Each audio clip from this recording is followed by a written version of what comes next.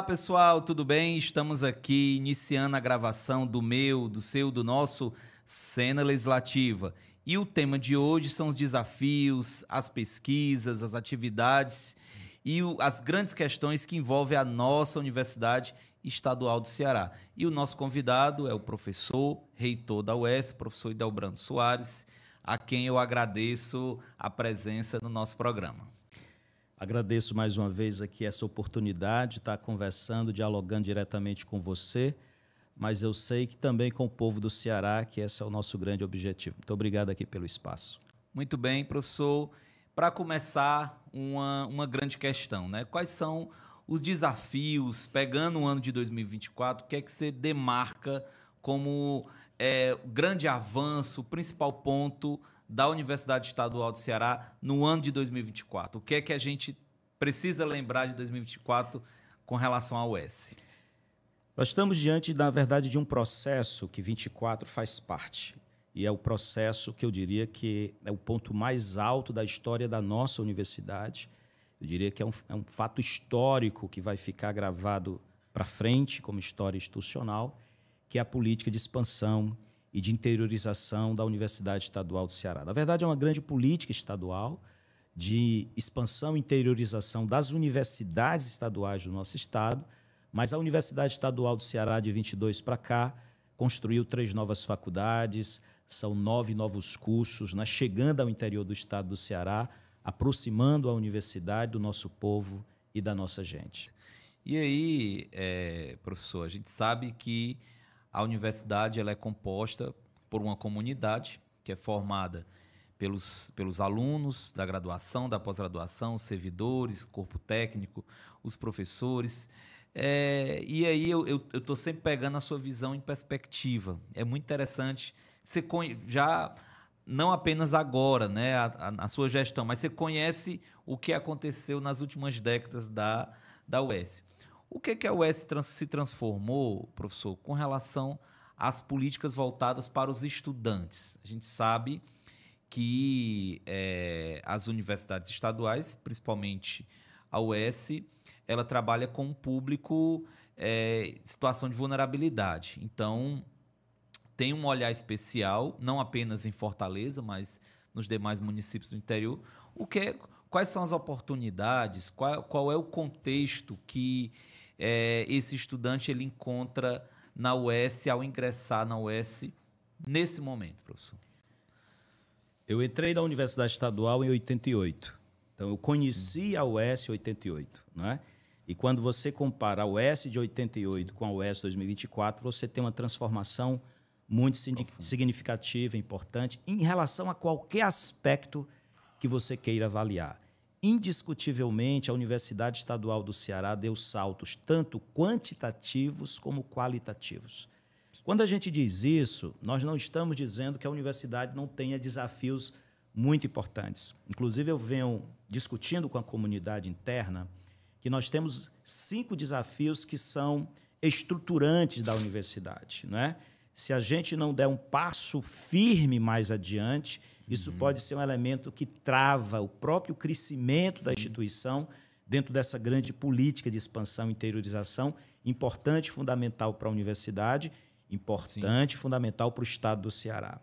E a assistência estudantil é uma dessas grandes estruturas ou grandes estratégias que a universidade, desafios que a universidade precisa vencer. É claro que a situação que nós vivemos hoje é muito distinta do que a gente vivia há 25 anos atrás. Sim. Hoje eu tenho muito mais cobertura, eu tenho muito mais política, eu tenho muito mais assistência. Mas ela ainda está em construção. Eu vou te dar um dado aqui importante. Quando eu cheguei à vice-reitoria da Universidade Estadual do Ceará em 2012, Cleiton, a gente só tinha um restaurante universitário na UES toda, e ela já era uma universidade completamente interiorizada, né? Hoje, nós já temos 2 funcionando no interior e estamos construindo 4 outros. Né? Nesse exato momento, perfeito, 3 já foram concluídos, queremos colocar para funcionar ano que vem, não é? E no interior do estado? Todos no interior do estado. Nós fizemos agora, construímos o refeitório de Fátima, aqui no campus Itaperi. Sim. No interior, construímos o restaurante de Crateús, o restaurante de Quixadá, o restaurante de Itapipoca, e vamos instalar um refeitório em Crateús, e ainda ficam faltando 3 das nossas unidades, que a batalha daqui para frente é garantir a instalação de restaurantes universitários para que, de fato, qualquer unidade nossa possa ter um restaurante universitário oferecendo comida de qualidade, de baixo custo e, em particular, para os mais carentes, completamente isenta, certo? Mas essa política é uma política que a gente vem construindo ao longo do tempo. Ela ainda está em construção. E esse é o grande desafio. Hoje, por exemplo, um desafio que eu queria muito vencer ainda na gestão era a gente garantir a cobertura de 100% de bolsa permanência para estudantes de alta vulnerabilidade social. Alunos que a gente comprova que eles têm o perfil CAD único, têm o perfil FECOP, como a gente chama na universidade. Qual o tamanho desse grupo, Idelbrando? 3.000 alunos. Hoje, nesse instante, falando aqui para ti, eu tenho 23.000 alunos. Não é? Grande parte desses alunos são egressos de famílias de baixa renda. Mas dentro desse grupo de graduados e pós-graduados na universidade, eu tenho hoje, nesse instante, cadastrados junto ao nosso controle de cadastro FECOP, perfil FECOP, aproximadamente 3.000 estudantes. Eu só consigo hoje, nesse exato momento, cobrir 50% desses com bolsa permanência. E a gente já comprovou, isso é um estudo nosso da universidade, quando você oferece a um menino e uma menina de extrema vulnerabilidade uma bolsa permanência, você produz 2 resultados imediatos. Primeiro, ele fica na universidade. Ele não sai da universidade. Segundo, ele melhora o seu desempenho acadêmico. Então, para mim, é claro que a assistência estudantil é um grande desafio nosso. A gente precisa garantir nos próximos anos uma cobertura plena de bolsa permanência para todo aluno perfil FECOP, porque você imagina, esse menino e essa menina é de família de muita vulnerabilidade social, mas conseguiu entrar na universidade. A obrigação do Estado, a obrigação da universidade é acolher esse menino e menina e garantir que ele conclua o seu curso superior, porque com isso você tem outra certeza absoluta. Ele rompe com o ciclo de pobreza e de miséria que, porventura, a sua família esteja. Então, a educação superior funciona aí como elemento de transformação social, como elemento de cidadania para esse menino, essa menina e para todos os seus familiares. Portanto, para a gente, a política de assistência estudantil é aquela que a universidade deve gastar o maior dos seus esforços, porque garantir acesso é fundamental, democratizar a educação pública de qualidade é fundamental, interiorizá-la mais ainda, mas mais do que isso, ou junto com isso, é você garantir que aquele menino de extrema vulnerabilidade social permaneça na universidade e termine seu curso. Idelbrando, e os nossos professores, né? Você falou de um olhar especial para os alunos, partindo da sua experiência enquanto professor, do momento que você entrou na universidade, ingressou na sala de aula, comparando com o momento atual.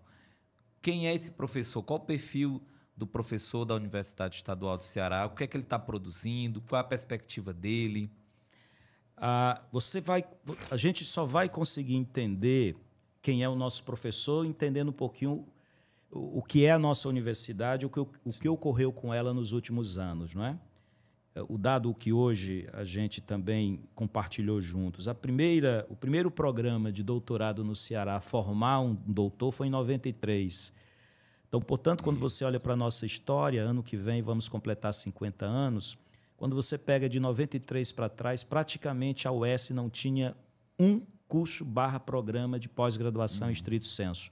Hoje tem quase 50 cursos/programas de pós-graduação em estrito sensu.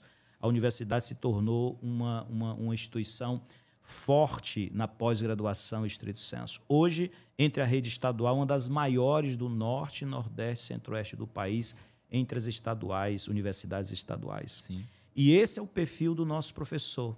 Um professor que está na graduação, um professor que está na pós-graduação, no mestrado, doutorado, mas também é um pesquisador que vai lá e acessa programas e projetos vinculados à FUNCAP, programas e projetos vinculados à FINEP, vinculado à CAPES, ao CNPq, e isso vem dando à universidade a robustez acadêmica que ela tem. Sim. Eu diria que no nosso caso, no Ceará, nós tivemos um ponto de ruptura que vai explicar muito a qualidade do professor que nós temos hoje dentro da universidade, que foi a aprovação do PCCV dos nossos servidores professores, que garantiu dignidade, né, salarial, vamos chamar, e uma perspectiva de futuro propriamente profissional à nossa instituição.